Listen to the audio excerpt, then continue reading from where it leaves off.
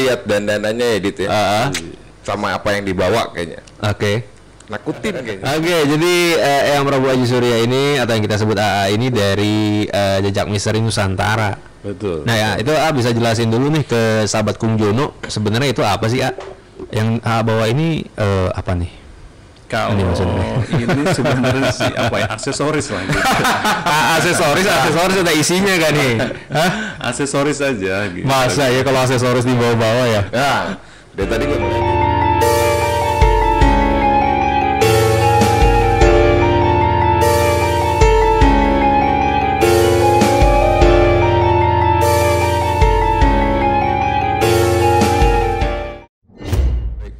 Assalamualaikum warahmatullahi wabarakatuh.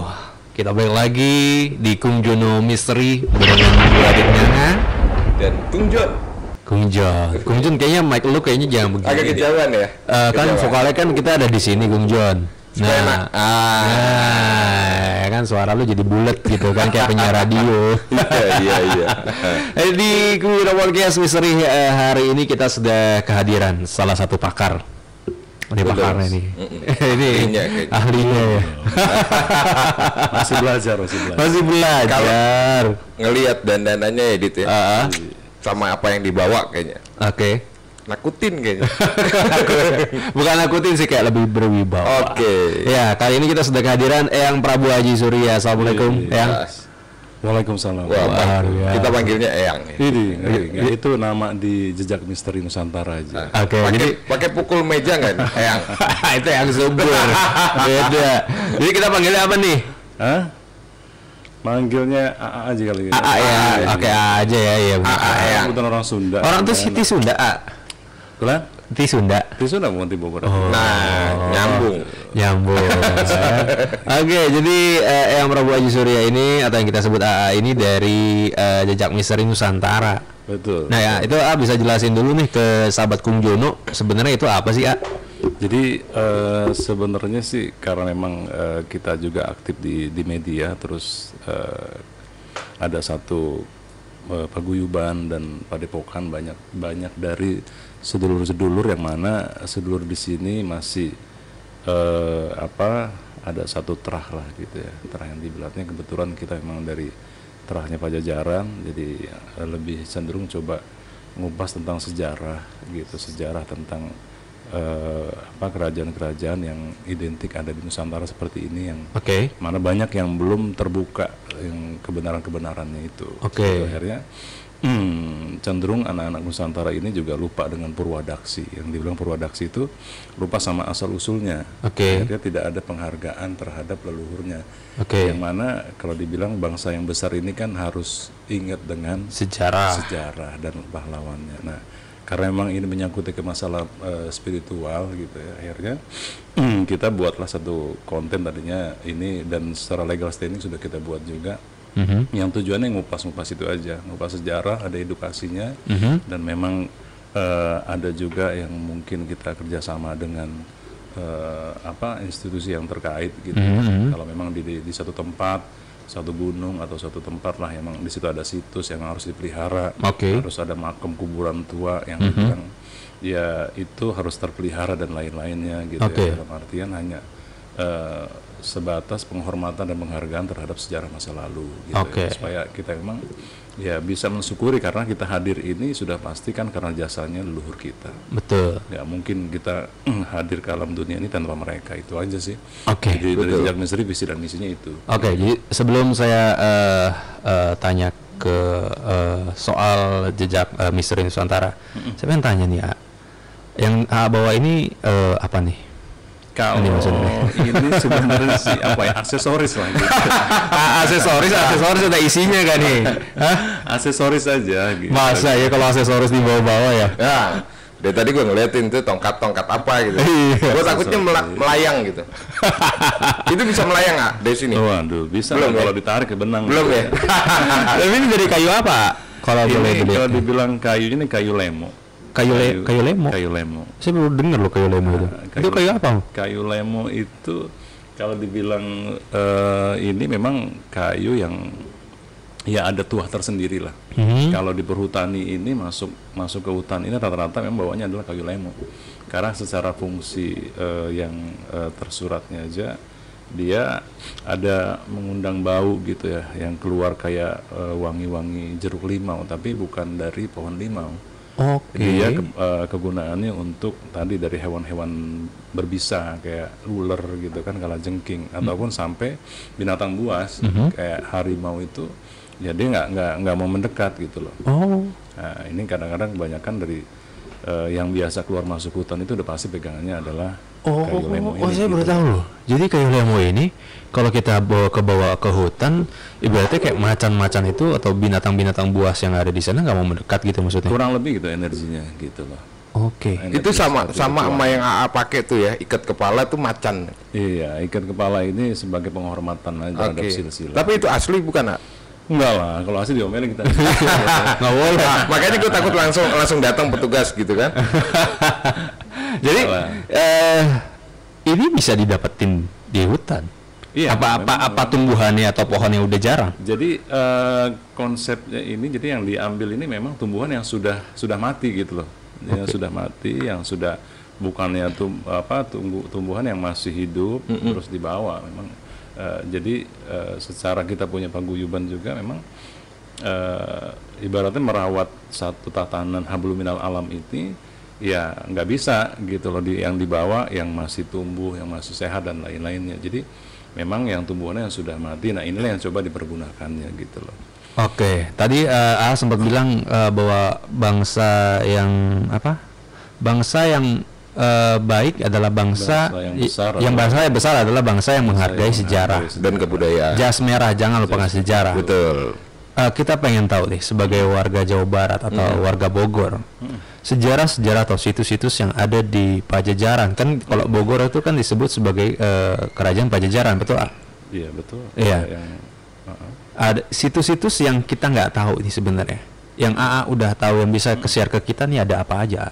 Waduh, kalau situs-situs gini ya, kebetulan sih kita baru berapa tahun ini memang ada satu tarikan alam gitu, tarikan alam yang untuk disebutnya napaktilas. Napaktilas itu kan ibaratnya menjalani sesuatu perjalanan yang dulu pernah dijalani oleh leluhur kita. Tujuannya sih ngambil semangat atau giroh gitu kan daripada perjalanan napaktilas tadi, bahwasanya begini loh perjuangan leluhur kita gitu kan. Terlepas itu mungkin untuk tirakat batinnya atau untuk siar tentang agama gitu kan. Jadi buat generasi-generasi yang muda yang sekarang ini jangan gampang menyerah gitu ketika memang ada satu tantangan yang begini yang begitu, gampang desperate gitu kan, gampang putus asa gitu loh ketika berkaca dengan masa lalu. Yang mereka maksudnya kemana-mana ya dengan ya sudah jalan kaki dan lain-lain gitu ya, berapa radius mil, berapa jauh kilometer gitu ya, tapi mereka tidak gampang menyerah gitu dalam hal menjalani mungkin tirakat batinnya ataupun menjalani siar dakwahnya gitu. Nah, yang sekarang ini kita sudah difasilitasi luar biasa di zaman modern ini, semua serba mudah, serba gampang gitu kan. Mau kemana-mana ada kendaraan roda 4, roda 2 minimal kan gitu. Nah, giroh itu aja sih yang kemarin kita napaktilas, akhirnya sampai kita juga untuk mengenali yang semakin dalam siapa sih kita sebenarnya dan siapa leluhur kita. Itu aja yang kemarin kita akhirnya napaktilas gitu. Karena tarikan alam di satu titik pasti kalau memang dia anak-anak yang punya keistimewaan atau yang terpilih, tarikan alamnya akan berbeda gitu loh. Seperti kebanyakan orang umumnya gitu loh, yang dia memang tidak terlalu tertarik dengan dunia hal yang misteri dan tidak tertarik dengan hal yang mistik gitu disebutnya gitu kan, atau sampai masuk ke alam goib yang luar biasa gitu. Itu nggak akan punya kekuatan juga untuk kesana, karena memang untuk kesana itu memang punya kekuatan tersendiri yang disebutnya kekuatan kebatinan yang luar biasa gitu. Jadi anak-anak pilihan gitu ya yang bisa. Kurang lebih sih begitu. Nggak semua manusia lah mungkin ya.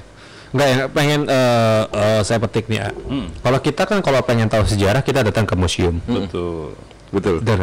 Berarti kalau AA sendiri dengan jejak misteri Nusantara ini mencari sejarah-sejarah melalui dunia gaib. Ya, jadi analisa kita sih semua ya, baik itu secara referensi yang ada gitu kan, dari buku-buku yang tersurat gitu ya.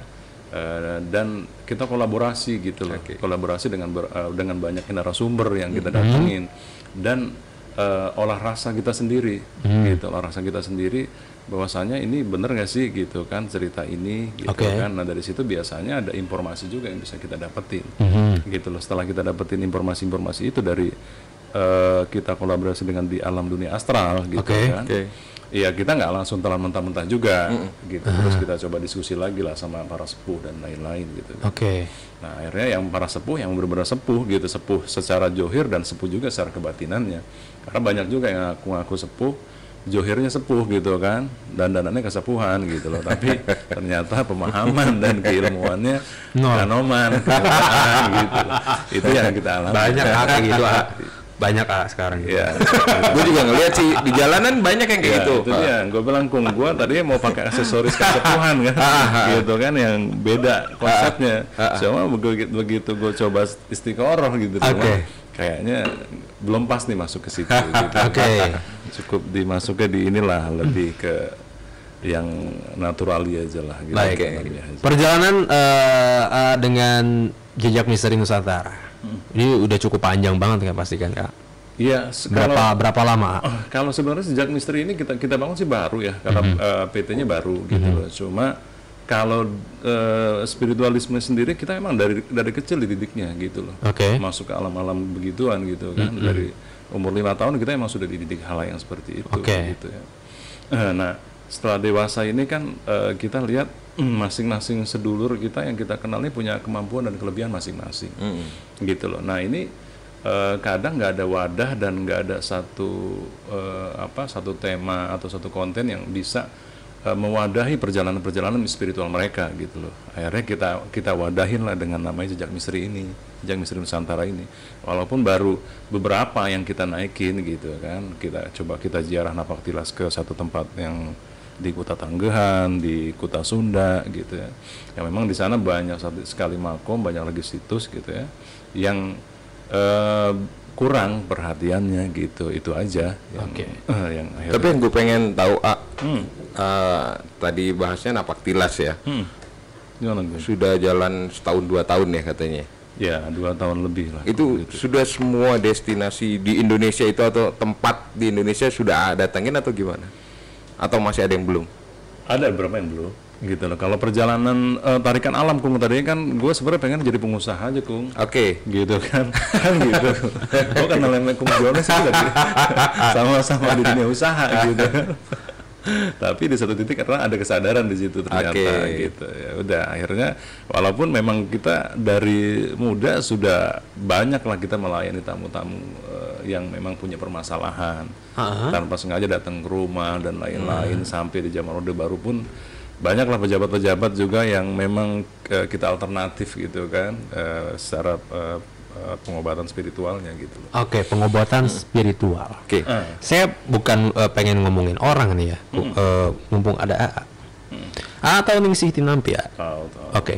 Apakah yang dia lakukan itu menurut AA seperti apa sih? Kalau menurut AA, pandangan AA sendiri, apa yang dilakukan? Itu kan cara pengobatan yang dilakukan oleh Ningsih Tinampi. Nah, pandangan AA tentang pengobatan spiritual itu seperti apa? Jadi kalau masing-masing memang Tuhan punya kasih kemampuan, kelebihan gitu seseorang dengan metode yang masing-masing juga sesuai dengan apa yang mereka dapetin gitu. Jadi kalau kita lihat fenomena Ningsih Tinampi buat kita yang sama-sama perjalanan spiritual sih itu hal yang biasa saja gitu ya. Karena memang itu kita anggap itulah gift gitu, gift yang dikasih oleh Tuhan untuk meringankan gitu, meringankan beban masyarakat yang mungkin kalau berobat secara medis, kedokteran atau medis ya gitu kan, berobat secara medis ternyata ada ketidakmampuan gitu kan, biaya dan lain-lain gitu. Walaupun menurut info katanya di sana ada yang kena tiket sekian lah, apa sekian lah gitu ya, tapi dari pemahaman yang kita pelajari, kita telusurin juga, sepertinya tidak seperti yang dibicarakan oleh kabar-kabar miring gitu. Yang kita secara spiritual itu hal yang memang ya lumrah gitu loh. Hal yang lumrah ya. Tapi bagi orang-orang yang awam kayak apaan sih ini bohong kayak gitu ya kan. Banyak banget asumsi-asumsi publik yang akhirnya menjadi fitnah gitu kan. Ya betul, kembalinya kepada individunya sendiri sih sebenarnya. Ketika emang gift itu dikasih sama beliau gitu kan, di sana ada nggak tipsaninya dalam hal prakteknya. Ketika emang dia secara dasar sudah dikasih gift, dikasih keberkahan itu gitu kan. Nah dalam pelaksanaannya ini yang dibilang tipsan ini ada tipu sana sini atau tidak, siasat ini dan itunya, itu aja. Tapi kalau emang dia kembali kepada pakem gitu, pakem dalam artian spiritual tadi yang saya bilang dari awal begitu, sebelum kita berbicara formal ini di luar, kita bicara ada memang spiritual di zona aman, ada yang memang di zonanya memang zona Nusantara yang instrumennya lebih banyak, yang identik. Karena orang yang melihatnya secara zohir hanya bilangnya oh ini bid'ah atau ini musyrik nih, identiknya nih pemujaan yang nggak sesuai nih dengan syariat dan lain-lain gitu loh. Jadi kalau kita lihat Ning Siti Nampi ya tadi, kita pengalaman secara sama-sama di dunia spiritual, kita pengobatan alternatif juga gitu.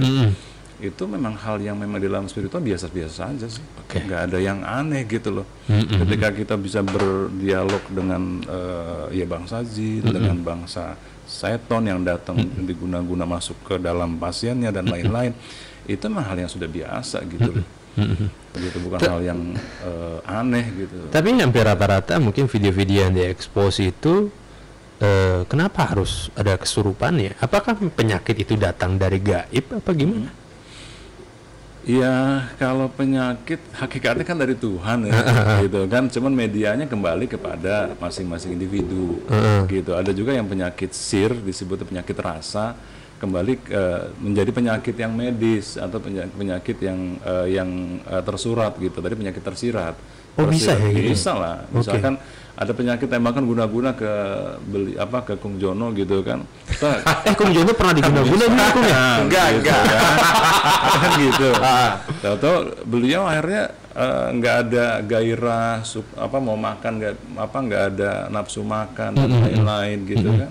Akhirnya kan yang kena yang tersuratnya yaitu medisnya gitu kan. Ya jebol di mahnya lah, jebol di yang lain-lain yang metabolisme gitu. Oh berarti benar lu kan guna-guna gitu. Dia ada penyakit asam lambung kan. Jadi asam lambung guna-guna. Kung coba sedikit ceritain soal cerita lu tuh yang di rumah. Ini kan masih ada hubungannya. Ini nggak di luar konteks tuh. Ini masih ada hubungannya dengan yang tadi bicarain.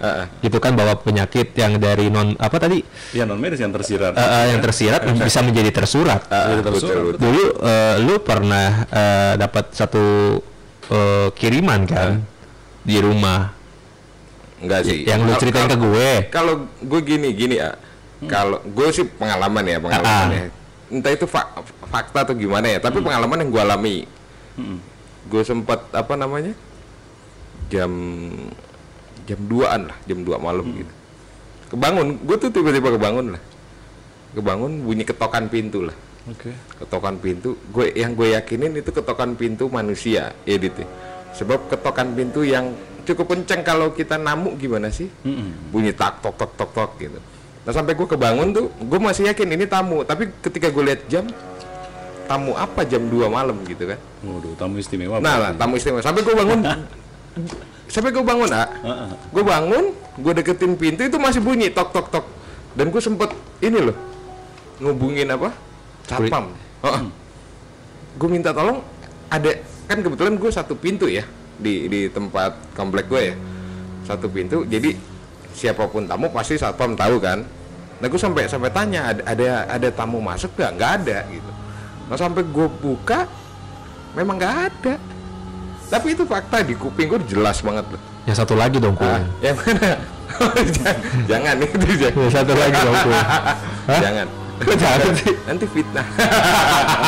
Yang penting kita nggak sebutin. Nggak sebutin nama, nggak ada sebut nama dan lain-lain. Jadi nggak ada. Aman gitu. Banaspati. Banaspati. Ya.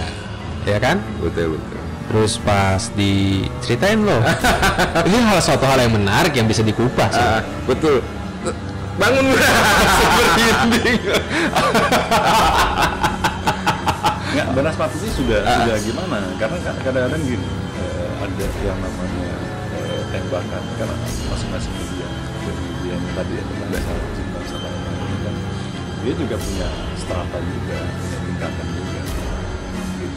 Oke. Enggak, kalau yang tadi Adit bilang sebetulnya sih gue nggak tahu itu apa ya. Tapi udah wujud Banaspati udah wujud api atau belum nih? Posisinya gini, jadi pas gue lihat itu kalau nggak salah memang tepatnya malam Jumat sih ya, malam Jumat. Gue tiba-tiba itu, mungkin jam 12-an lah, pas jam 12-an tiba-tiba kayak geledek lah. Buas. Kayak di genteng gue kan gitu. Buas. Nah gue telepon temen gue, tetangga gue gitu kan. Geledek atau hujan? Nggak ada geledek gitu kan. Nah gue kaget, loh tadi bunyi apa kan gitu. Sedangkan jelas itu jelas bunyi jelas yang seakan-akan kayak niban atau apa, kayak suara sesuatu yang ya? jatuh dentuman di atas genteng gue. Nah gue nggak begitu nggak begitu mau tahu atau gimana, ya sudah. Cuman memang kalau gue lihat jamnya itu pas jam 12 lah. Cuman memang gue nggak tindak lanjutin sih ya. Gitu. Oke. Tapi di zaman sekarang atau di era sekarang masih ada gak sih kayak gitu-gitu? Masih banyak, brother. Masih banyak orang-orang yang melakukan kayak gitu. Banyak banget masih tetap. Karena emang itu bagian kehidupan kan. Oke. Bahwasanya kita yang nyata dengan yang tidak nyata itu kan memang sudah bagian kehidupan. Tapi untuk mentameng ya, kita nih mungkin sahabat Kung Jono, kita nggak pernah tahu kita akan bermusuhan dengan siapa yang cara kita untuk menangkal itu. Ya, cara kita meningkal kalau di bahasa orang Jawa bilang eling lan waspada. Eling lan waspada. Jadi eling tetap ingat gitu kan siapa diri kita dengan kita banyak dan siapa Tuhan kita dengan kita coba. Ya kalau secara syariat mungkin dia dijalankanlah ibadah sesuai dengan keyakinan dan agamanya masing-masing gitu kan. Itu maka meskipun hadir gitu kan satu energi yang negatif gitu kan dari alam-alam astral gitu ya, tidak terlalu berpengaruh gitu loh terhadap jalur kehidupannya gitu. Yang mana kalau tadi kan memang itu ada benturan energi yang sampai energi yang kuat gitu kan sampai menghasilkan suara yang seperti geledek tadi.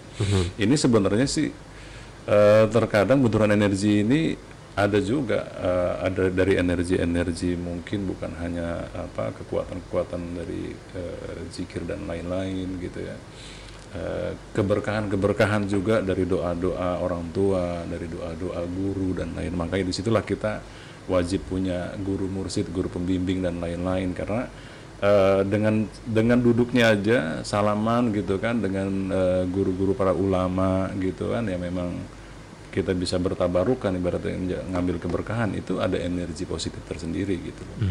Yang ketika memang secara harfiah mungkin ibadahnya nggak terlalu sesuai jalan syariatnya kayak kung nih gitu ya gitu energinya itu ya masih ada tameng itu gitu loh. Gitu loh. Yang aku lihat begitu masuk ke sini pun memang ini energinya beda. Oh ya sudah. Ketika masuk ke sini energinya beda.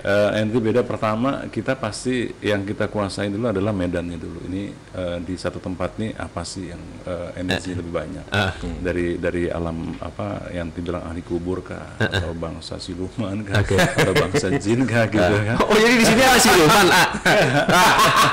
Betul. Kebetulan loh. Enggak kalau misalkan nih masuk Pak, udah masuk studio Kung Jono nih. Apa yang lihat atau apa yang dirasain? Yang gue rasain sih ada energi yang ini bagus lah, positif energi positif. Ibaratnya kalau kita lihat mungkin Kung Jono nih ada punya orang tua, terus saya punya satu benda-benda yang berenergi tua gitu. Terkadang ini juga walaupun bendanya misalkan sudah tidak ada gitu kan, tapi energi ini tetap gitu loh, nggak hilang gitu. Ya itulah yang karena butuhnya satu tirakat diri gitu kan. Ya, itu bukan hanya bermanfaat buat diri sendiri, gitu, tapi ke sekitarnya pun bermanfaat gitu. Walaupun mungkin orangnya sudah tidak ada, udah meninggal orang tua kita gitu. Tapi energinya nggak hilang gitu.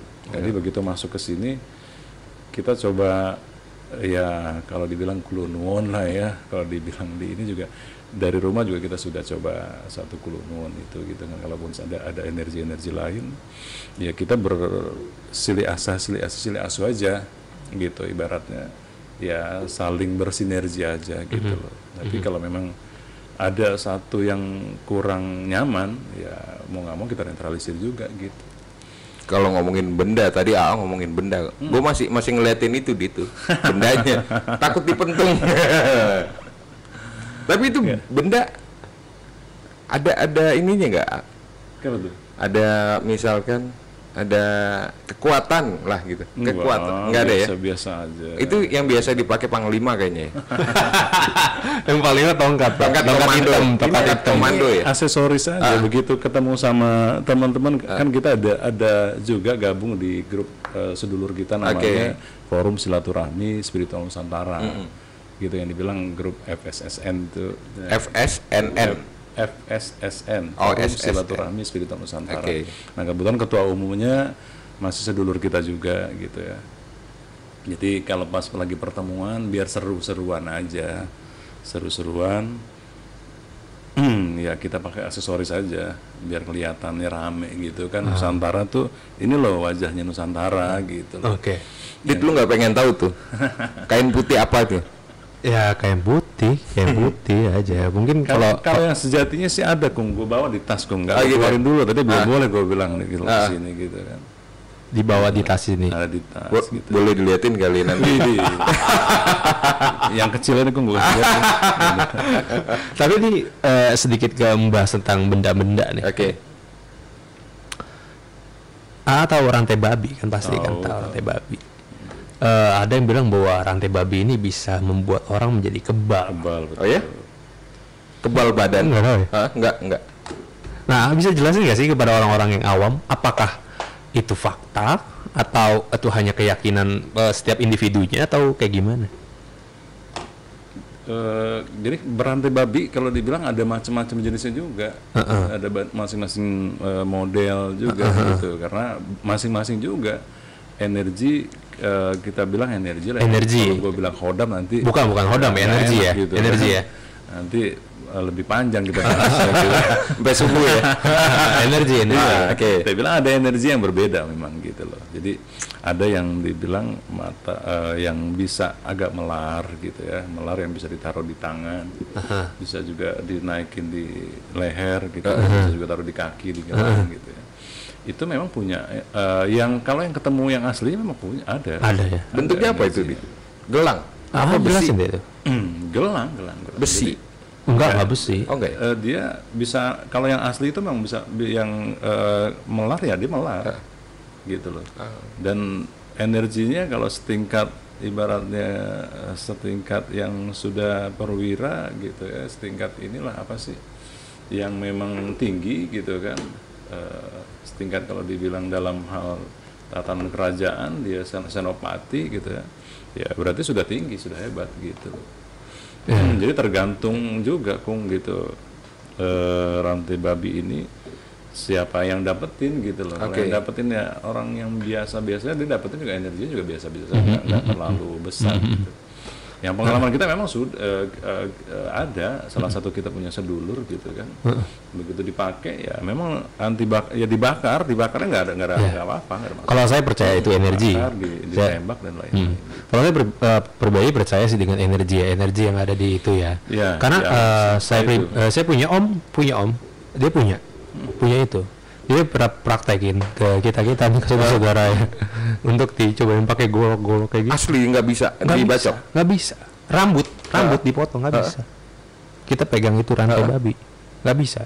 Sampai ada orang yang mau bayarin, mau beli lah dengan uang puluhan juta, tapi nggak dia kasih. Tapi kalau hal itu bisa nggak disalahgunakan? Misalkan kalau saat itu zamannya begal nih.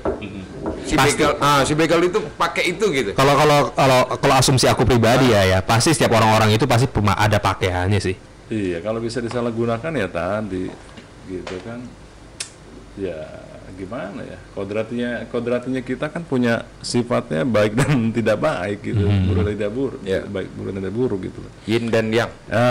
Yin dan yang. Ya kalau memang pembawaannya ke arah sana ya ada juga yang memang akhirnya tidak ke arah yang tidak baiknya gitu loh. Pembawaannya, makanya kenapa kita berspiritual itu kalau dibilang wajib dulu yang dikuatkan dalam hal tauhid, pemahamannya tentang keesaan dan kuasanya Tuhan. Tujuannya seperti itu, supaya ketika ada energi-energi yang memang bawaannya ke arah yang tidak baik, dia bisa difilter gitu loh, dengan keadaan batin yang punya kekuatan tauhid tadi gitu. Makanya, kebetulan aku juga di rumah punya majelis gitu kan, majelis zikir ya, memang yang kita tanamkan dulu, tenden dulu adalah spiritualnya dulu, enggak supranaturalnya gitu loh. Karena spiritual berbeda dengan supranatural. Yang tadi kan rantai babi cenderungnya kan ke supranatural gitu loh. Jadi kita kuatin di spiritualnya dulu, ya barulah supranatural itu nanti ya dengan sendirinya sebagai bonus-bonus perjalanan spiritual itu gitu. Jadi sebenarnya yang harus dipetik adalah harusnya yang dipelajari itu adalah spiritualnya dulu, betul, bukan supranaturalnya dulu, begitu. Jadi buat sahabat Kung Jono nih, jangan sosokan supranatural ke tempat-tempat horor ya kayak gue. Spiritualnya nggak ada. Kalau buat latihan nggak apa-apa juga. Latihan nggak apa ya. Apa-apa. Gue pengen cari tahu ya. Gue pengen cari tahu bener gak sih gaib itu, bener gak sih gitu. Kalau misalkan gue sih pengen tahu kepo lah dikit gitu. Akan banyak mendalami lah ya dunia mistik atau gitu. Gue pengen tahu pengalaman AA nih. Gue nggak mendalami Kung sebenarnya. Tapi ditarik suruh mendalami. Menjelajahi lah ya. Gue pengen tahu nih pengalaman AA yang paling buat gue sih ya, yang paling nakutin gitu. Yang AA tangani atau apa gitu. Apa sih ya? Yang paling nakutin bukan yang paling nakutin, maksudnya kayak paling wah ini berat nih kayak gitu. Paling kayak gitu lah. Jadi gini, gue biasa kalau yang paling nakutin itu ketika kita nanganin satu klien memang ya tadi Kung, jadi bukan karena ada satu keilmuan yang nitis gitu ya, ataupun ada satu arwah yang kurang sempurna. Yang kurang sempurna bukan arwahnya, mungkin ibaratnya arwah batiniah ataupun nafsu yang enggak tenangnya gitu ya. Adalah ketika kita penanganan satu klien atau satu tamu yang datang ke rumah itu yang sifatnya ternyata ada energi dari tembakan yang ada guna-guna yang berupa pakai makhluk. Santet gitu ya? Ya, santet, pakainya macam-macam lah. Ada yang pakai banaspati, ada yang pakainya buto ijo gitu ya, dan bangsa-bangsa jin yang lainnya gitu. Ini terkadang memang harus waspada semua gitu. Termasuk secara personal kita waspada, ya kita keluarga pun kita pagerin gitu loh. Jangan sampai ke kitanya nggak masuk, ke keluarga kita yang masuk gitu. Yang paling nggak nyaman itu ketika kita nanganin yang kayak gitu. Karena kadang ada serangan balik gitu loh. Serangan baliknya ini nggak dari si makhluknya ini gitu. Misalkan kita datang ke tempat Kung Jong, ada tembakan, ternyata ada bawaan, ada bangsa jin buto ijo nih. Buto ijonya bisa kita taklukin gitu ya. Nah biasanya yang ngirim ini akan ada rasanya ke orang ahli spiritual yang ngirimnya ini.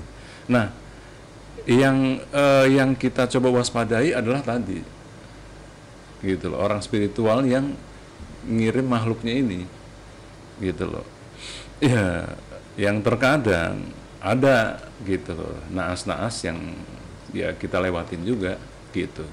Kayak kemarin habis kita coba naklukin buto ijo, begitu kita perjalanan ke Cianjur kemarin, kita ada acara ritual napak tilas di sana di Mandalawangi Cibodas gitu. Itu di jalan terasa begitu habis Jumat kita taklukin, dia takut, tadinya gagah luar biasa gitu nih makhluknya buto ijo ini gitu. Terus akhirnya bisa ciut, bisa ini, tapi di luar itu, di perjalanan kita serangannya kuat, atau ya adalah, atau mobil ban, gitu loh.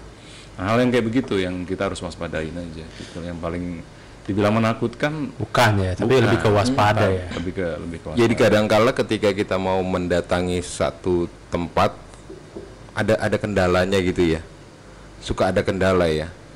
Iya, betul. Yang tadi di awal AA bilang kita tuh kemanapun mesti punya izin, punya apa, kulonun ya. Iya, tata krama lah gitu istilahnya. Masing-masing ini kan kita berbeda. Ketika kita mendalami dunia spiritual, dunia misteri, ibaratnya kita berbicaranya bukan hanya di alam yang nyata, alam yang nampak gitu, tapi ada alam yang tidak nyata yang ini sama juga perilakunya ya, yang harus kita pahami gitu.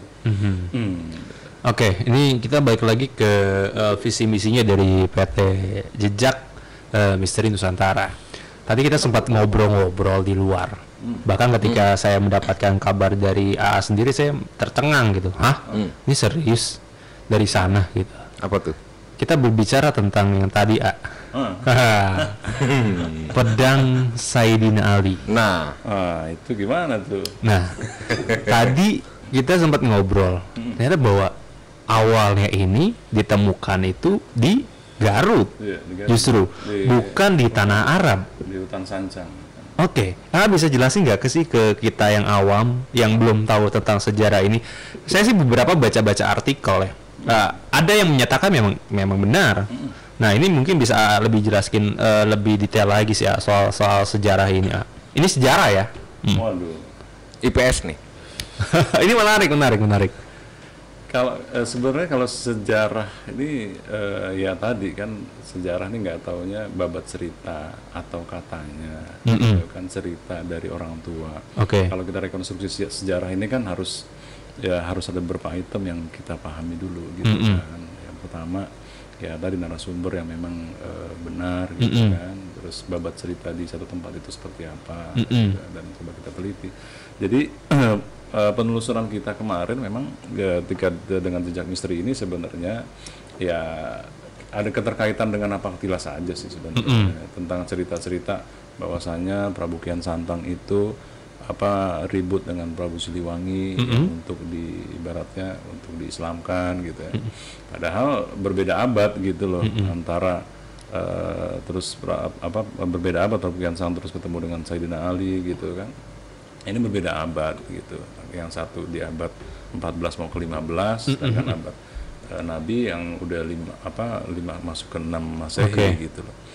Nah, ini memang pada saat itu jadi Rakyat Sancang sebenarnya bukan yang Prabu Kian Santang gitu, yang punya cindera matanya pedang Sayyidina Ali tadi, karena memang beliau salah satu putra Nusantara yang menurut satu narasumber dan beberapa narasumber juga gitu sejarah yang kita dalami gitu, beliaulah yang masuk ke dalam golongan orang sahabat Nabi yang dari pulau jauh gitu, dari Nusantara gitu loh, yaitu Rakyat Sancang tadi yang mendapatkan cindera matanya pedang Sayyidina Ali. Dan akhirnya berakhirnya itu ketika ditemukan oleh Napaktilasnya anak-anaknya Prabu Siliwangi, entah itu Raden Walang Sungsang gitu kan, ataupun Prabu Kian Santang. Ketika ada perintah itu, dan di hutan Sancang itulah menemukan pedang Sayyidina di hutan Sancang di hutan Sancang Garut itu. Makanya yang menerima itu namanya Rakyat Sancang. Nah, apa hubungannya dengan Prabu Boros Ngora? Ini ada yang menyatakan bahwa di artikel ini Prabu Boros Ngora yang mendapatkan anugerah pedang Sayyidina Ali. Ya. Tapi ini masih misteri. Betul. Lalu juga ini ada keberadaan pedang Sayyidina Ali terkait erat dengan seorang pangeran dari kerajaan Tarumanegara yang hidup di masa perkembangan awal Islam, Rakyat Sancang. Betul. Nah, ini bisa jelasin ke kita gak sih? Ya, itu tadi kalau penelusuran kita lebih mengarahnya tadi ibaratnya antara, karena ada beberapa buku juga ketika kita ziarah ke Prabu Kian Santang ke Garut gitu kan. Ini masih banyak juga buku-buku yang menyebar yang menyatakan Prabu Kian Santang lah yang ngubur-ngubur Prabu Siliwangi gitu kan untuk diislamkan. Padahal ternyata kita gali lebih dalam lagi, akhirnya bukannya Prabu Kian Santang tapi Rakyat Sancang lah gitu loh. Rakyat Sancang yang pada saat itu hampir ketika dia balik ke Nusantara gitu kan dari timur tengah jauh sana untuk siar keislamannya, dianggap mengganggu pemerintahan pada saat itu, kerajaan pada saat itu gitu ya. Nah, akhirnya sempatlah hampir adu tanding, tapi ada satu benda yang ternyata mengingatkan sejarah. Akhirnya sama-sama ngebuka sejarah kalau saya nih keturunannya ini, orang tua saya ini, ternyata masih hubungan kerabat gitu. Nah itu aja sih. Jadi akhirnya yang kesininya dianggapnya itu tadi ya antara bapak sama anak gitu. Dan ternyata pedang itu juga pernah diteliti sama Insinyur Swahamir ahli purbakala dari pusat, yang hasilnya disimpulkan bahwa bahan logam dari pedang Sayyidina Ali itu bukan berasal dari Nusantara. Berarti bisa dikatakan bahwa itu memang asli dari miliknya Sayyidina Ali gitu. Gue cukup sangat mengikuti sejarah itu sih. Gue seneng banget. Karena kan orang Sunda juga. Enggak. Pasti ada ketertarikan tanpa disadari. Iya. Ada minat ya. Ada minat. Ketertarikan itu. Tapi pertama kali saya suka itu karena saya dulu setiap bulan puasa saya kayak suka nonton seriesnya Umar bin Khattab kan. Umar bin Khattab, di situ saya mau tahu lah beberapa sejarahnya dari Sayyidina Ali dan lain sebagainya, para sahabat Rasul gitu ya. Dan yang saya kagetin adalah ternyata pedangnya Sayyidina Ali ditemukan itu di tanah Sunda atau di Garut, justru bukan di tanah Arab, dan bahkan sekarang pedangnya masih ada di sana. Ditaruhnya ya sama kasepuhan lah gitu, dan kerajaan Panjalu lah gitu. Pedang aslinya itu. Iya. Wow. Yang terkadang ada satu waktu tersendiri gitu kan, dengan ada upacara adat. Iya, ada. Ya selalu ada upacara adatnya. Selalu ada upacara adatnya. Ini menarik banget sih. Mungkin buat sahabat Kung Jono yang belum tahu gitu, jadi tahu akhirnya sejarah ini gitu ya. Kalau pengen lihat ya silakan datang ke Garut. Gini ya, balik lagi masih di benda-benda pusaka ya.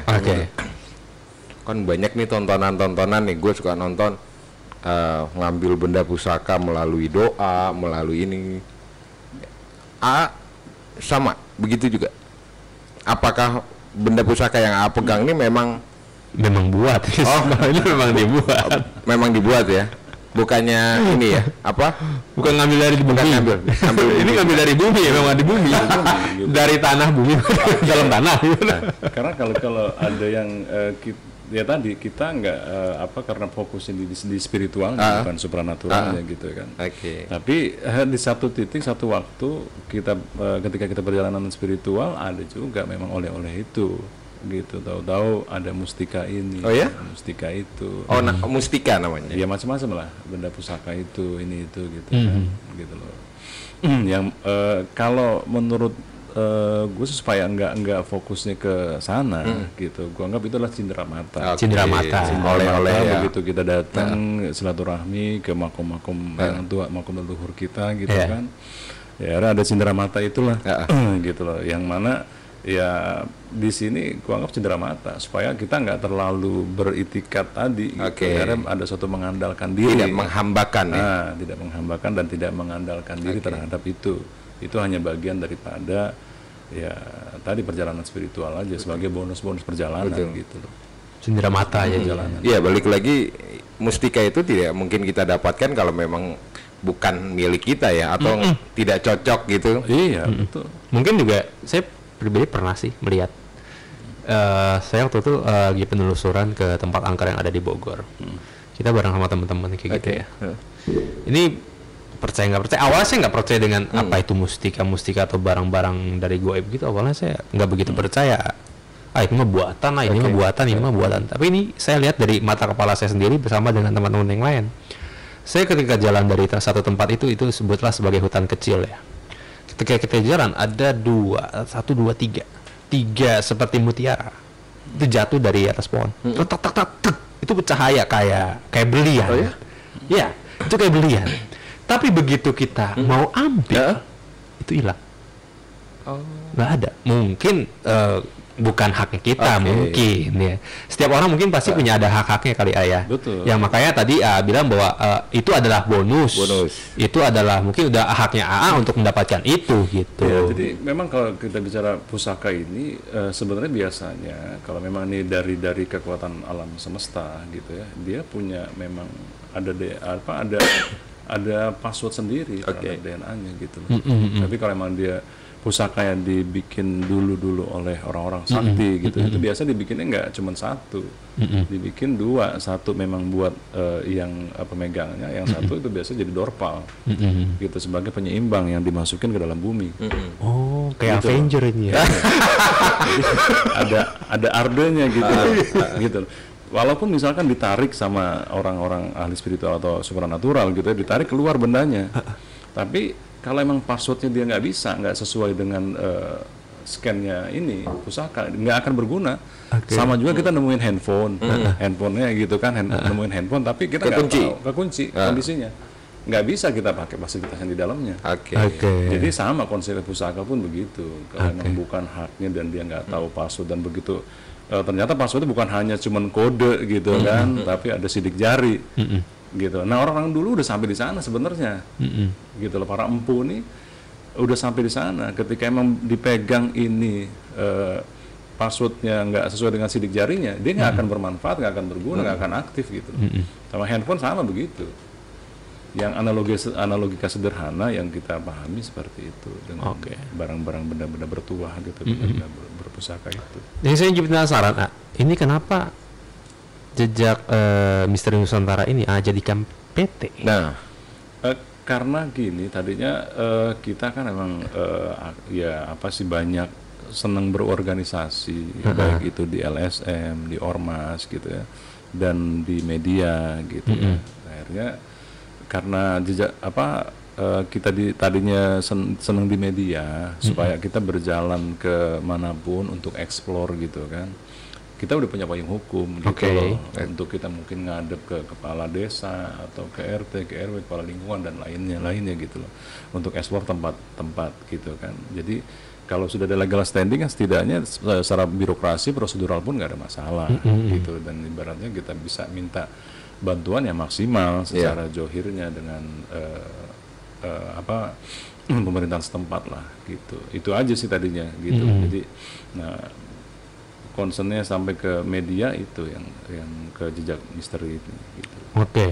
Berarti kan kalau udah dibuat PT ini pasti akan ada satu bisnis kan?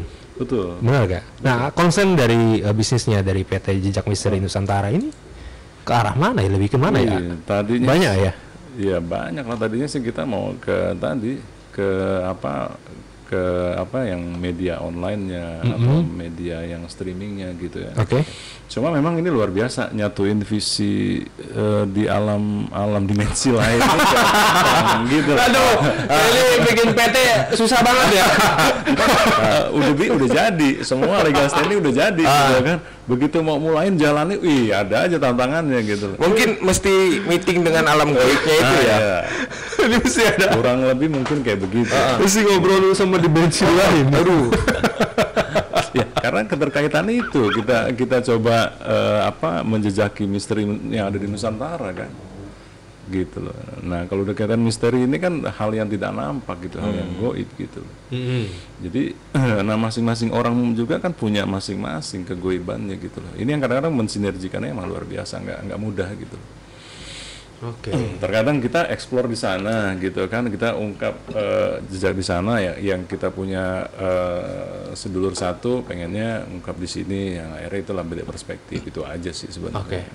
Nah itu yang lagi kita coba persamakan persepsinya gitu. Selain tadi mengupas soal sejarah-sejarah Nusantara di dalam PT Jejak Misteri Nusantara ini, apakah AA juga melakukan hal-hal yang sama dengan yang dilakukan oleh katakanlah Nising Tinampi, pengobatan secara secara kebatinan kayak gitu-gitu? AA lakukan juga? Enggak sih. Enggak. gue jadi pengusaha pengen. Maksudnya kalau iya saya pengen berobat. Lu ngobatin apa? Ngobatin Nurukia. Begitu brother gitu kan. Ya walaupun kita udah nggak, maksudnya nggak expose gitu. Nggak diekspos ya. Jadi hanya ya nggak diekspos, akhirnya dari mulut ke mulut. Dari gitu mulut kan. ke mulut ya. Oh, coba datang sana, coba datang sini. Akhirnya itu. Oke. Ketika di usia tertentu ada lah panggilan jiwa yang berbeda gitu loh. Tapi sebenarnya itu udah ada PT-nya, sah-sah aja sih sebenarnya kalau dibuka. Tapi nggak mau ke sana arahnya ya? Enggak lah, bukannya nggak mau ke sana. Apa kalau dibilang ruangannya dibeda-bedain lah ruangannya, gitu loh. Jadi kalau yang memang ini ruangannya memang ke edukasi tentang sejarah dan lain-lain. Ruangan pengobatan alternatif ya tadi ya biarlah berjalan alam yang menjelaskannya gitu loh, nggak perlu kita publikasi dan lain-lain gitu loh. Karena ada satu tatanan tersendiri gitu loh terhadap kita guiding orang dalam hal segi rohaninya gitu. Itu makanya di majelis kita di sana di rumah kita sebutnya majelis zikir aja gitu. Yang di zonanya memang zona aman, memang ya spiritual rohaninya yang dikuatkan dulu. Gitu. Nama majelisnya apa? Waduh, nama majelisnya sih Majelis Zikir Hikmah Karomah. Hikmah Karomah. Penuh hikmah ya. Enggak, namanya juga ada hikmahnya, pasti akan ada pengobatan alternatifnya. tapi selama ini ada nggak sih yang datang ke AA tuh? Misalkan kita di AA info ke info AA. Misal ada nggak sih yang datang ke AA tuh yang minta begini, minta aneh-aneh lah. Minta pelet lah. Minta yang aja. Jadi contoh ya, pengalaman santri. Lu minta ya. Ini minta sama santri yang lain ya. Biasanya kan kalau santri itu kalau kelulusan suka ngasih cendera mata. Iya, suka ngasih cendera mata. Dikasih lah kita ini minta apa cendera matanya, ini aja lah buat ini buat cewek. Tapi ada yang datang ada juga ya. Ada yang kayak gitu juga. Cuma ya akhirnya kita coba secara tersirat aja gitu loh. Sampai gue juga ada tamu yang wanita malam gitu ya, datang pengen supaya laris manis dan lain-lain gitu ya. Apa yang laris? Ya, itunya lah pokoknya. Kalau secara spiritual religius, secara spiritual agama kan nggak mungkin gitu kan. Gue coba di situ kan ibaratnya nggak bisa menyadarkan orang secara langsung frontal lah ya. Kita coba ikut alunan dulu gitu lah, alunan pelan-pelan. Ini kita coba ini, cuman tolong perbaikin ibadahnya. Akhirnya kan dengan perbaikin ibadahnya dia tadi setidaknya kita bermunajat kepada Tuhan supaya Tuhan kasih hidayah kepada orang dan kasih jalan rezeki yang lain gitu loh. Kayak gitu. Jadi nggak mau juga kita yang dibilang diajarkan oleh Nabi gitu kan, supaya kita nggak langsung judgment gitu kan gitu ibaratnya jangan cuma lihat book from cover gitu loh, dan jangan menilai orang dia malam ini lagi bermaksiat gitu kan, terus besok pagi kita masih nilai orang ini ini ahli maksiat nih, nggak bisa juga seperti itu. Siapa tahu pas pagi-pagi subuh dia dapat hidayah gitu kan, terus dia tobat, dia istighfar, kita nggak ngerti, kita nggak tahu gitu loh. Nah ini yang akhirnya di dalam pengobatan alternatif atau yang datang ke rumah itu untuk konsultasi spiritual lah, makanya gue lebih cenderungnya pakai adalah advisor spiritualism gitu, ibaratnya sebagai penasihat spiritual gitu.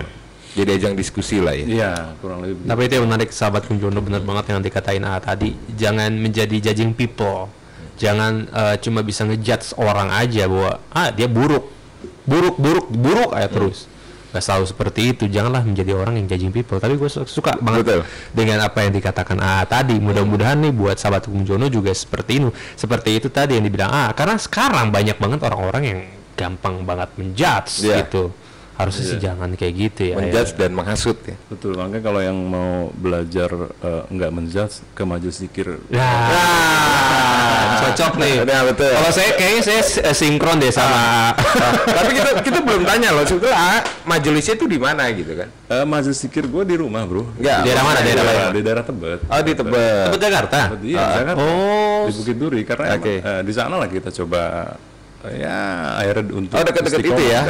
Dekat-dekat Asafiyah itu ya. At-Tahiriyah di dekat stasiun Tebet. Stasiun Tebet. Oke. Ya. Udah lumayan banyak ini. Betul, udah lumayan sih alhamdulillah. 2 tahun lah kita baru. Dulu kita pernah lagi masih zaman-zaman SMA, memang kita buka majelis dan kebetulan gue mimpin juga. Memang kita konsepnya kita bukanya beda, supranatural yang kita buka dulu. Gitu, biar orang tertarik ya. Lagi masih biar orang tertarik. Yang orang gue isi terus jadi masukin dimasukin pocong, dimasukin lain-lain gitu kan. Terus ya mental-mentalan gitu. Terus gitu. Tapi gue lihat kok kondisi secara spiritualnya berbeda gitu loh. Makanya pas begitu umur 40 kemarin ada satu gerakan batin lah gitu ya. Nanti kalau gue bilang petunjuk ini nggak enak, gue bilang gerakan batin lah. Gerakan batin, lu udah harus nih jalanin itu gitu loh, istiqomah gitu kan. Akhirnya ya karena emang ini satu bagian sebagai rasa syukur nikmat kepada Tuhan gitu, yang dulu gue bukan siapa-siapa dan belum punya apa-apa. Ketika sekarang sudah semua dikasih sama Tuhan, akhirnya ya rasa terima kasih itu ya kita jalani dengan tadi itu. Terima kasih sekali lagi. Tadi padahal sebelum gue memulai obrolan ini, tadi gue sempat ngobrol-ngobrol bahwa kita nih kadang manusia tuh banyak mintanya. Betul. Tiap habis ibadah kita minta dulu. Kenapa sih nggak ngucapin terima kasih dulu? Betul. Iya kan? Betul. Kalau gue dibalik, ngucapin terima kasih dulu, baru mintanya. Tapi kadang kita banyak mintanya, kurang terima kasihnya. Oke. Wah. Terima kasih, bener apa yang Aa bilang.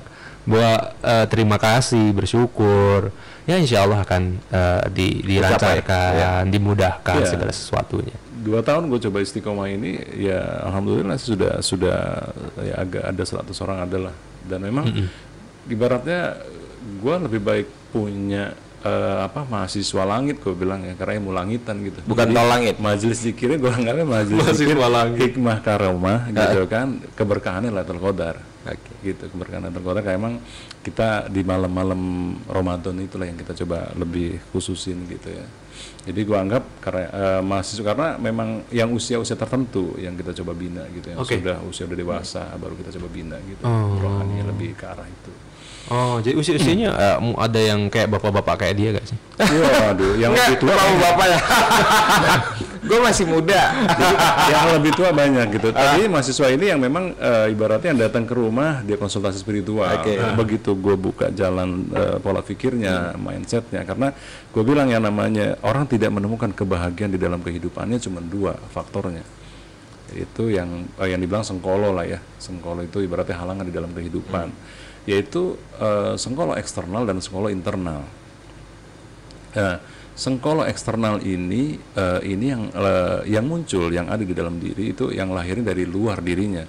Nah, sengkolo eksternal ini contohnya misalkan ada ilmu yang nggak sempurna, dia pernah belajar keilmuan spiritual tapi terus nggak tuntas gitu ya, nggak sampai ke tatanan yang sebenarnya. Atau ada tembakan guna-guna dan lain-lain gitu ya, atau ada ya tadi misalkan ada di alam karuhun, alam leluhur yang sering dekat ke dia, terus ya jadi dia sering sakit, sering macam-macam, terus nggak menambahkan kebahagiaan dalam kehidupannya gitu ya. Aduh, kaget gue jadi. Itu efek kayaknya. Efek ada yang mulai ganggu ya? Mulai ganggu. Kayaknya efek tongkat. Dia udah mulai panas, jadi menghembuskan angin-angin kayaknya. Terus ya, jadi faktor eksternal itu kalau kita ketemu sama orang yang memang skillnya memang di situ, ya dibongkarnya gampang sih gitu. Ibaratnya kita mau bongkar bangunan mau sehebat-hebatnya ditempel gitu, akan dibongkar bisa kalau tukang bangunan itu punya alat-alat lengkap gitu kan, dan punya skill yang pas gitu. Yang paling susah ini pengalaman gue di spiritual, banyak yang datang gitu ke rumah itu adalah sengkolo internal. Sengkolo yang halangan yang lahir itu dari dalam dirinya. Nah, sengkolo internal ini contohnya lebih cenderung adalah sifat, watak, karakter, dan pola pikir gitu loh. Nah, inilah yang ngebuat orang itu tidak mendapatkan kebahagiaan dan ketenangan dan kesejahteraan dalam kehidupannya gitu loh. Nah, caranya gimana sih kalau yang internal ini gitu kan? Caranya adalah kesadaran dan kesabaran. untuk dia bisa kesabaran ini, kalau dibilang tadi kembali kepada Al-Quran dikatakan Tuhan nggak akan merubah satu kaum kalau bukan kaum tersebut yang berusaha merubahnya gitu. Jadi sehebat-hebat apapun lo datang ke orang ngerti, orang pinter, ke ulama dan lain, tapi kalau sifat dan watak lo, pola pikir lo nggak berubah, ya nggak akan berubah juga kehidupan lo gitu.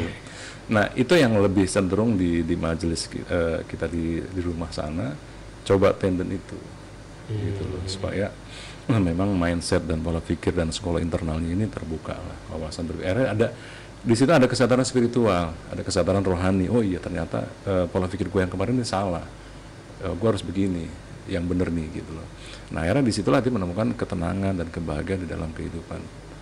Nah, buat Kaman Kung Jono yang sering gelisah, gudah gulana, kurang bersyukur, galau, datang ke majelis ya AA di daerah Tebet ya. Majelis, betul. Jadi anak majelis. Biasanya kumpul-kumpul setiap hari apa? Kumpul-kumpul sih kita majelisnya dengan metodenya tawasul ya. Oh ya tawasul. Itu tawasulan ibaratnya muhadorohan. Muhadoroh. Aduh kata-kata itu sih saya ingat pesantren muhadoroh. Iya, kita kirim-kirim doa gitu kan ke ahli kubur. Kirim-kirim doa ke para wali, ke para nabi, malaikat Tuhan gitu, malaikat Allah. Ya itu akan ada energi positif tersendiri gitu yang ngebuat ya. Ketika memang kalau dibilang ada yang memang dia zikirnya sebentar, tapi terus tahu-tahu ada kesadarannya cepat. Nah ini kalau dibilang di bab kitab ilmu Al-Hikam namanya orang yang memang mendapatkan anugerah Tuhan. Jadi arif billah, orang yang kenal Tuhan dengan anugerah. Ada juga yang memang dia begitu ikutin majelis zikir, dia zikirnya lama-lama, tapi tidak ada rasa dan kurang ada rasa gitu. Kurang dari hati. Kurang dari hati. Nah ini yang disebutnya ya salik lah, yang menjalani suluk, menjalani satu torikot spiritual tadi gitu. Nah ini mau nggak mau harus sabar dan sadar gitu. Jadi begitulah kurang lebihnya gitu. Wah, datang ke sana lu. Datang gue. Jadi gue kupas dia berusaha mulu tiap hari supaya bahas misteri ini nggak yang uka-uka aja. Iya. Gue lihatnya gitu kok. Betul. Gitu loh. Zaman sekarang nih kalau kita bahas misteri udah pasti nggak jauh identiknya dengan uka-uka. Betul. Iya. Gitu. Karena yang namanya begitu misteri ini lebih cenderungnya kalau lu sebagai orang yang punya kelebihan indera ke-6 atau indera ke-7 gitu ya. Kalau cuma baru bisa ngelihat kuntilanak, ngelihat pocong, ngelihat jin dan legap itu cuma ibaratnya kalau dibilang fase baru tingkatan pertama. Anak TK. Anak TK. Tingkatan pertama. Oke. Tingkatan itu masih banyak lagi yang lebih jauh lagi gitu. Yang itu nggak bisa dikupas kalau tanpa kita berjalan sendiri, berjalan bareng-bareng di dalam satu perahu atau dalam satu bus yang sama gitu. Betul. Begitu. Makanya gue coba di sini, waduh ini kalau misterinya jangan hanya uka-ukanya doang ditangkap, karena akhirnya terjadinya tadi pembodohan juga, akhirnya terjadi juga yang namanya nggak jadi tuntunan gitu loh Kung. Karena gue lihat itu, makanya gue pas begitu sebelum kesini kalau dibilang kita coba dialogis lah dengan dengan penguasa setempat, mursid guru-guru batin kita lah gitu. Ibaratnya ada izin kan gue datang ke sini gitu kan, boleh nggak? Ya ternyata begitu ada satu gerakan batin ke gue, boleh lo asesmen, yang penting untuk edukasi, nggak masalah lo yang ditampilin ini. Jadi misterinya itu jangan lo tampilin tentang uka-ukanya gitu. Tapi kita nggak bahas uka-uka kan? Enggak. Memang ya itu hal yang memang harus fase dilewatin gitu loh. Kalau lo mau masuk dunia spiritual, memang itu harus pintu pertama gitu loh. Lo kenal jin, kenal setan, kenal kuntilanak, lihat hal yang kayak begitulah ya. Itu memang pintu pertamanya gitu. Disitulah kita akhirnya bisa mengakui kebesaran Tuhan gitu loh.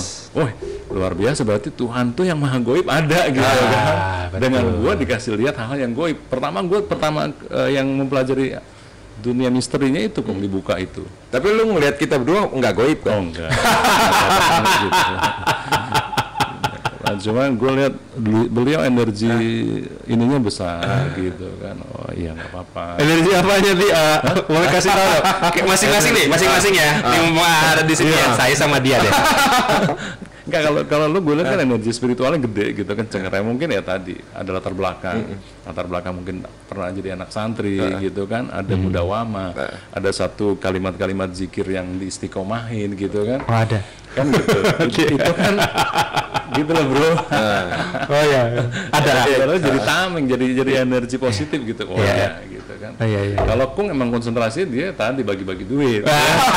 Gua ngeliatnya tertarik, Kung, lu sekarang buka channel ini, YouTuber juga gitu.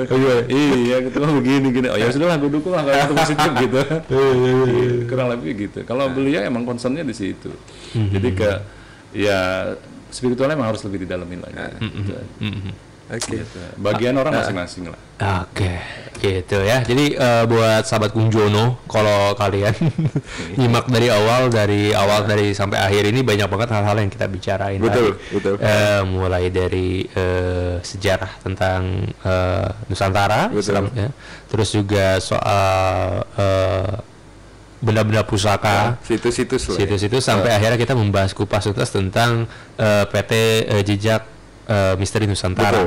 Sekali lagi mungkin buat sahabat Kung Jono semua ya, kalau misalkan pengen gitu punya sosok guru atau pengen berkonsultasi ya, di dalam jiwanya masih kurang tenang, gundah, ya intinya banyak beban pikiran.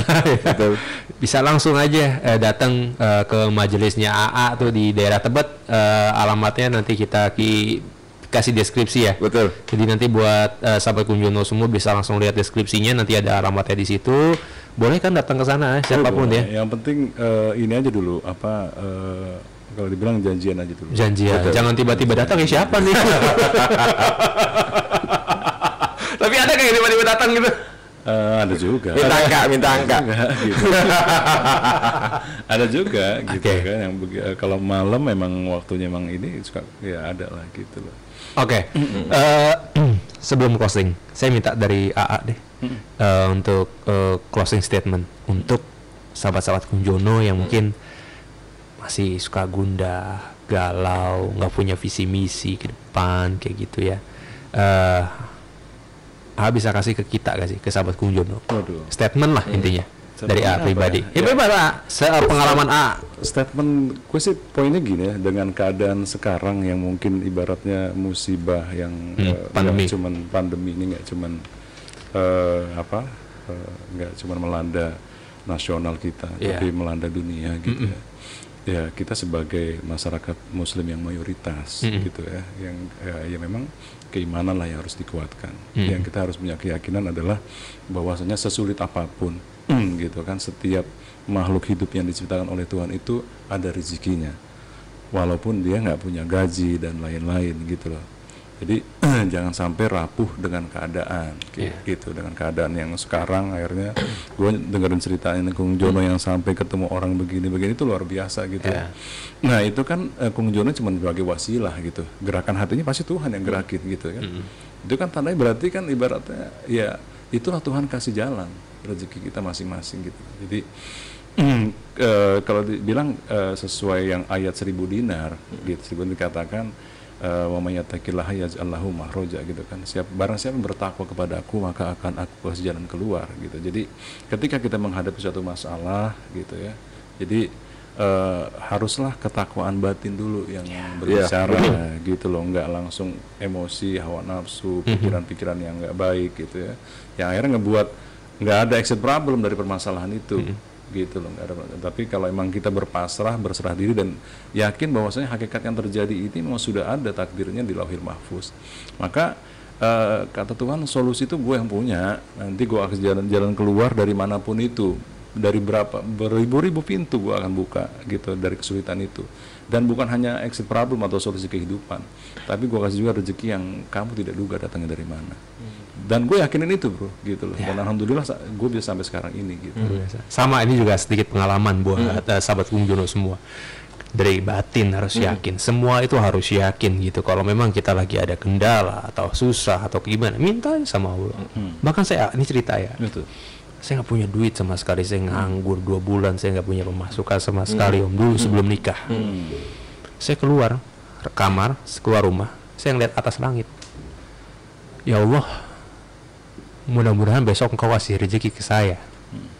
Ini aja mau nangis. Ada komunikasi dengan Tuhan loh ya.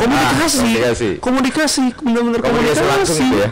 Iyalah, ibaratnya kayak lu sama orang tua atau sama temen. Kalau kita berkomunikasi mungkin juga dia akan bantu kita gitu kan. Ya, gua pribadi ya gua langsung komunikasi sama yang paling atas gitu kan. Sebelum gua komunikasi sama teman, sama orang tua ya kan. Komunikasi dulu, kalau ya Allah ini nggak ada uang, nggak ada rezeki, maksudnya 2 bulan nggak ada pemasukan, saya minta di luar, posisi lagi nggak habis sholat, bukan nggak habis sholat, posisi lagi udah habis isya, intinya sholat udah gitu ya, di luar ini malam-malam sekitar jam 12 malam, setengah 1 ya, minta aja gitu. Tiba-tiba besoknya dapat job. Mantap. Telepon dit MC hari ini. Rezekinya langsung terduga kan itu. Tak terduga. Nikah. Saya nikah sama sekali Adi pada saat orang tuanya bilang nikah di bulan Agustus tanggal sekian. Demi Allah itu saya nggak pegang uang sama sekali. Nggak pegang uang sama sekali ya. Sepeser pun saya nggak pegang uang. Lagi saya minta kau loh, sujud sedalam-dalamnya sujud, seikhlas-ikhlasnya sujud sampai nangis. Saya bilang, tolong kasih apa namanya? Aduh, gue pengen nangis. Maksud gue kayak gini. Ya tadi bro, emang karena gue olah batin lo jadi luar biasa. Apa namanya? Gue minta gitu ke Allah gitu. Tolong kasih kelancaran rezeki. Saya pengen niat baik, saya pengen menikah. Nggak lama kemudian rezeki yang gak keduga-duga datang lagi. Saya bisa ngumpulin uang untuk nikah itu hanya dalam waktu 2 bulan. Berarti bener-bener yakin ya kebenaran pertolongan Allah itu luar biasa. Sangat yakin banget. Istri mau melahirkan lagi. Waduh, ini uang dari mana? Nggak ada uang. Minta lagi sama Allah, dilancarin semuanya. Intinya ini pengalaman aja, mungkin juga pastinya yang udah berpengalaman juga buat sahabat Kung Jono. Kalau kalian lagi susah atau apa-apa ya, minta dengan seikhlas-ikhlasnya, sebatin-batinnya gitu. Betul. Ada yang bisa tambahin? Ya, itu tadi minta dengan ikhlas ini karena ada kesadaran. Iya. Kesadaran bahwasanya gue ini makhluk yang lemah. Iya. Gue ini butuh sandaran gitu kan, sandaran suatu kekuatan. Kekuatan itu yang mana, nggak mungkin kekuatan gue sama manusia gue minta sama Kung dari 100.000 susah katanya. Kan gitu. Gue minta karena beban gue ini nggak bisa gitu yang dengan secepat kilat dan sesuai dengan yang diprogramin dan sesuai yang diperlukan gitu. Tapi kalau memang kita dengan pasrah tadi, dengan sadar gitu kan bahwasanya oh iya Tuhan Engkau lemah segalanya gitu kan. Ya inilah yakin kalau saya hidup di alam dunia ini punya rezeki sendiri, dan ketika bersandar dengan keikhlasan dan kesabaran, ya akhirnya Allah wujudkanlah ini loh pertolongan ini loh, gua hadir. Mungkin lewat hamba-hamba gue soleh, hamba-hamba gue yang baik, perantaranya ada di jalan pasti. Oke. Begitu brother. Banyak banget pengalaman. Betul. Terima kasih ya udah datang ke sini ya. Alhamdulillah bisa nanti kita ya. Mudah-mudahan channel Kung Jono nih manfaat lah bisa jadi. Amin. Siapa nanti kita dan bisa juga ya manfaat lah buat siapa. Nanti kita ngobrol-ngobrol lagi ya. Jauh lebih dalam lagi. Terima kasih buat sahabat Kung Jono yang udah nonton. Sekali lagi jangan lupa like, comment, dan subscribe. Kalau kalian suka dengan video ini silahkan di-share. Ambil baiknya, buang buruknya. Intinya jangan lupa bersyukur. Ambil baik dan buruknya, gue yakin banget. Jadi kalau dalam diskusi ini ada perilaku, kata-kata dan perbuatan yang nggak enak, dibuang aja yang buruknya. Betul. Yang Amin. Diambil.